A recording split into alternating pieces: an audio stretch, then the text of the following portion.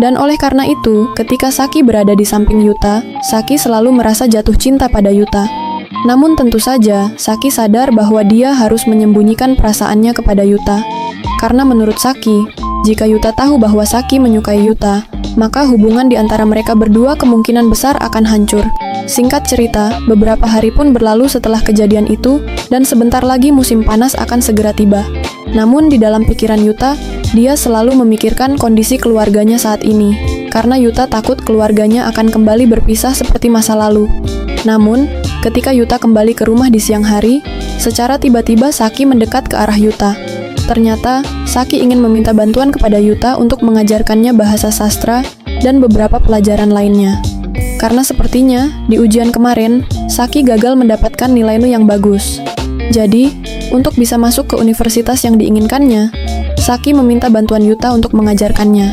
Karena saat itu Yuta ingin menjadi kakak tiri yang baik, Yuta pun harus mengajar adiknya dengan penuh kesabaran. Namun di tengah pelajaran, Yuta bertanya kepada Saki, apakah dia pernah menjalin hubungan cinta dengan seseorang sebelumnya. Saki pun mengatakan bahwa dia belum pernah pacaran dengan siapapun selama ini. Mendengar hal itu, Yuta juga mengatakan bahwa selama ini dia juga belum pernah pacaran dengan siapapun. Tanpa terasa, waktu pun sudah mulai menjelang malam. Tetapi, Saki masih berusaha untuk menerima pelajaran yang diberikan oleh Yuta. Melihat Saki yang sangat giat belajar, keesokan harinya, Yuta pun memutuskan untuk memasak sarapan sendiri agar Saki bisa fokus belajar. Namun, ketika sampai di sekolah, Yuta yang sedang fokus main HP tiba-tiba dikagetkan oleh temannya yang bernama Maya. Ketika bertemu dengan Maya, Yuta pun ingin meminta saran kepada Maya supaya bisa belajar dengan baik. Mendengar hal itu, Maya memberikan sebuah saran untuk belajar dengan cara yang lebih nikmat, yaitu belajar sambil mendengarkan musik. Setelah mendapatkan saran itu, Yuta juga bertanya kepada senseinya di tempat kerja tentang cara belajar yang sangat efektif. Setelah mendapatkan beberapa saran, ketika Yuta kembali ke rumah, dia pun menyarankan kepada Saki untuk mencoba belajar sambil mendengarkan musik. Karena dengan begitu, Saki bisa belajar dengan santai, tanpa merasa ngantuk dan bosan.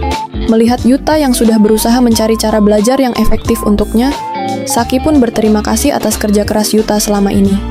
Namun di suatu ketika, saat Yuta dan Shiori sedang bekerja seperti biasa, mereka menemukan sebuah buku yang sangat menarik perhatian mereka berdua. Karena merasa tertarik dengan buku itu, Shiori ingin mengajak Yuta untuk menonton film yang diangkat dari buku tersebut. Mendengarkan hal itu, Yuta pun setuju untuk pergi menonton bioskop bersama dengan senpainya, yaitu Shiori. Setelah jam kerja selesai, mereka berdua pun segera membeli camilan dan masuk ke dalam bioskop untuk menonton film tersebut. Film itu menceritakan kisah cinta seorang anak kecil yang jatuh cinta pada seorang gadis kecil yang tidak terlalu cantik. Singkat cerita, setelah film selesai, Yuta dan Shiori pun memutuskan untuk segera pulang, karena hari sudah menjelang malam. Namun ketika mereka sedang dalam perjalanan pulang, secara tiba-tiba Shiori mengatakan bahwa hidupnya hanya tersisa 6 bulan lagi. Mendengar hal itu, Yuta pun tidak percaya, karena Shiori hanya mengikuti cerita dalam film tadi. Karena hari sudah mulai larut malam, mereka pun melanjutkan perjalanan untuk mengantar Shiori pulang. Namun keesokan paginya, Saki bertanya, apakah semalam Yuta menonton film bersama seseorang? Yuta pun menjawab bahwa semalam dia hanya menonton film bersama dengan seniornya, yaitu Shiori. Namun saat itu, raut wajah Saki berubah tanpa alasan yang jelas, seakan-akan Saki merasa cemburu kepada mereka. Tapi di siang hari, ketika Yuta sedang bekerja, dia tak sengaja bertemu dengan Saki yang sedang mencari beberapa buku di tempat kerjanya. Dan ketika melihat Saki yang sangat cantik, Shiori pun mengatakan bahwa dia tidak menyangka Yuta memiliki adik secantik ini.